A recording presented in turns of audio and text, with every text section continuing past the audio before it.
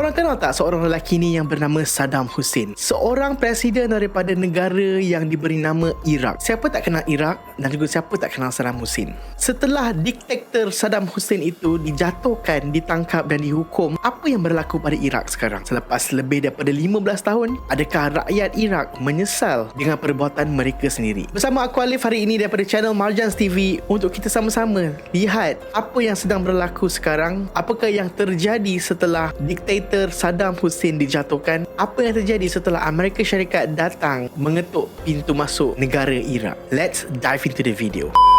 Kalau korang nak tahu guys, Saddam Hussein adalah seorang pemimpin yang sangat dahsyat. Dari segi kepimpinan askar dia, dari segi peperangan dia, dari segi apa benda yang dilakukan. Kalau korang nak tahu, Saddam Hussein menjadi presiden negara Iraq selama 33 tahun, sejak 1979 sehinggalah 2003. Dan sepanjang peranan dia sebagai seorang presiden di Iraq, ramai yang mengecam dan mengutuk tindakan apa yang dilakukan oleh Saddam Hussein. Saddam Hussein adalah seorang pemimpin yang berkuku besi. Cara dia memimpin sangat mirip pada pemimpin yang kejam. Jika anda yang berada di dalam kabinetnya, menjadi seorang menterinya, ataupun menjadi salah seorang daripada askarnya, ataupun major colonel, ataupun apa-apa yang berkaitan dengan ofis Saddam Hussein, dan jika anda tidak berpuas hati dan anda ingin menyuarakan pendapat anda dan anda ingin menentang dia, anda akan dihukum. Saddam Hussein's stepbrother Barzani Tikriti, take them out. 10 men are removed. Itulah yang selalu terjadi di dalam tampuk pemerintahan Saddam Hussein yang kita tidak tahu. Selama ini kita fikir, kita ingatkan Kim Jong-un tu adalah seorang yang kejam, seorang yang diktator dan sebagainya. Tetapi Saddam Hussein tidak ubah seperti itu juga. Ini kerana guys, kalau korang nak tahu, Iraq dikelilingi oleh negara-negara yang dipimpin, yang dikerajaankan oleh kerajaan yang berteraskan Syiah. Hanya Iraq saja ada ketika itu, di saat itu, dipimpin menggunakan cara orang Sunni. Oleh kerana itu, untuk Saddam Hussein terus berkuasa, untuk terus menjadi pemimpin di Iraq, dia harus melakukan benda-benda yang tidak semua orang sanggup lakukan. Seperti apa? Seperti menjadi seorang diktator kepada sebuah negara yang kaya dengan minyak. Rakyat Iraq pada ketika itu sudah tidak tahan lagi. Setelah hampir 33 tahun dia mentadbir, ramai antara mereka yang tidak berpuas hati dan ramai yang tak suka dengan cara pemerintahan Saddam Hussein. Dan rebel after rebel, rally after rally, perang saudara antara Syiah dan Sunni membuatkan Iraq menjadi sebuah negara yang sangat-sangat bergolak. Dan pada ketika ini dan saat inilah Amerika Syarikat mengatakan bahawa Saddam Hussein ada senjata nuklear ataupun dipanggil WMD, Weapon of Mass Destruction. Maka pada tahun 2000, kerajaan Amerika Syarikat yang dipimpin oleh George W. Bush decided untuk invade Iraq dengan alasan untuk mencari senjata nuklear ini. Kononnya untuk memastikan ketenteraman dunia kekal, stabil dan aman. Amerika Syarikat kononnya juga pada ketika itu ingin membantu Iraq untuk pulih kembali. Oleh kerana negara ini yang sedang bergolak dan sebagainya, Amerika Syarikat berkata dengan cara ini mereka dapat pulihkan sistem pentadbiran, sistem kerajaan dan rakyatnya akan terbela. Kononnya Presiden George W. Bush launch the campaign untuk mencari senjata ini dan secara tidak langsung dia invade ataupun menyerang masuk negara Iraq ini. Dan akhirnya mereka tidak menjumpai satu pun senjata ini. Tetapi apa yang telah mereka buat, apa yang telah Amerika Syarikat buat di tanah Iraq itu sangat-sangat membinasakan. Dan akhirnya pada tahun 2003 Saddam Hussein ditangkap melalui Operation Red Dawn. Dan pada ketika itu dan saat itulah seluruh Iraq pada ketika itu gembira, bersorak.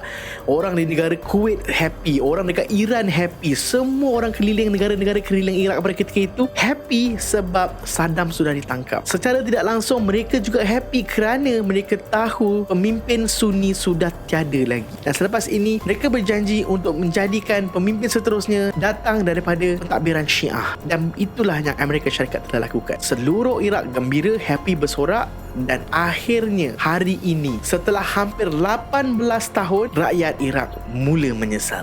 قبل ما انصف صعد احد الجنود من شرق اسيا خلى العلم الامريكي على وجه التمثال فعلى مقبره حطيته علم عراقي. حقيقه سنه عن سنه للاسوء. وبعدين كشفنا ذول الحراميه والاحزاب والقتل والنهي والسلب. قتل صدام بس يعني ما شفنا من مثل هاي الحكومة. راح صدام وجانا ألف صدام. لا شيء أكيد كذابين، كذابين لأنه هم دمروا العراق هذول الاثنين، بلير وبوش. هم رجعونا للصفر، يمكن أقول لك رجعنا للقرون الوسطى وأكثر. أنا لو مجرم يعني أقتلهم بدي. Mereka sedih. Mereka rasa menyesal kerana membantu Amerika Syarikat untuk masuk dan mencari dan menangkap Saddam Hussein.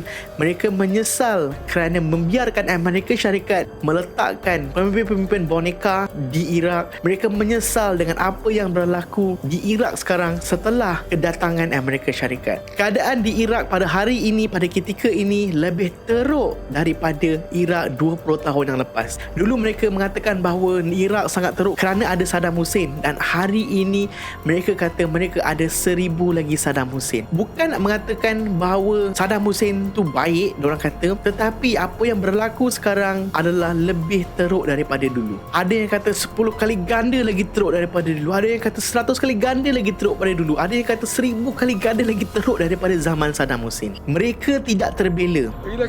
Someone came to us and said, "You're young, why don't you work? Where are the jobs? Are they waiting for us?" There are no jobs unless it's humiliating work. Ekonomi tidak terbela, kebajikan tidak terbela, keselamatan mereka tidak terbela. We got rid of the dictatorship and wars, but we lost security and safety.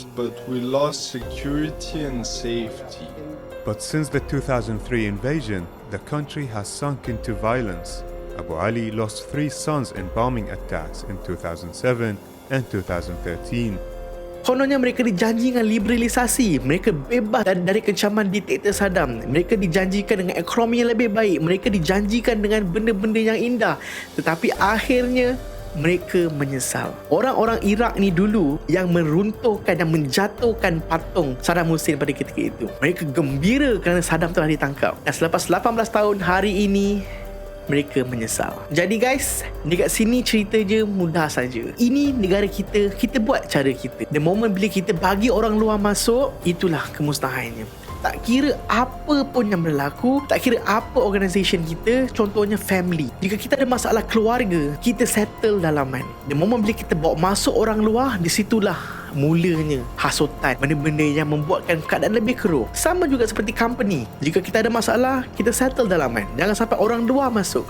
Bila orang luar masuk, mereka nampak benda-benda macam ni, benda-benda yang boleh menjatuhkan company itu, mereka buat dan mereka take over. Sama juga apa yang berlaku di Iraq. Apa pun yang berlaku, jangan sampai ada orang luar yang campur tangan, kerana kesannya sangat-sangat buruk. Dan banyak contoh-contoh yang telah kita nampak, seperti di Libya, di Iraq, yang kononnya benci dengan pentadbiran asal dan akhirnya membenarkan orang luar masuk dan jahanam. Kita kena faham, untuk negara yang miskin, untuk negara yang bergolak dan sebagainya, kita memang memerlukan pemerintahan yang boleh dikatakan dictatorship macam ni. Sebab untuk menjaga keadaan negara yang macam tu punya teruk, susah untuk ada sebuah government yang demokrasi yang seperti apa yang ada dekat negara-negara maju. Tidak semua negara sesuai untuk adapt cara pemerintahan negara orang lain. Negara itu, orang itu, rakyat itu mungkin sesuai dengan cara takbiran ini. Orang negara sana mungkin sesuai dengan cara takbiran negara itu. Dan apabila kita cuba campur tangan, di situlah porak-peranda akan lebih teruk berlaku. Okay guys, sampai di sini video pada kali ini. Thank you so much for watching guys. See you guys on my next video. Assalamualaikum warahmatullahi wabarakatuh. Bye bye.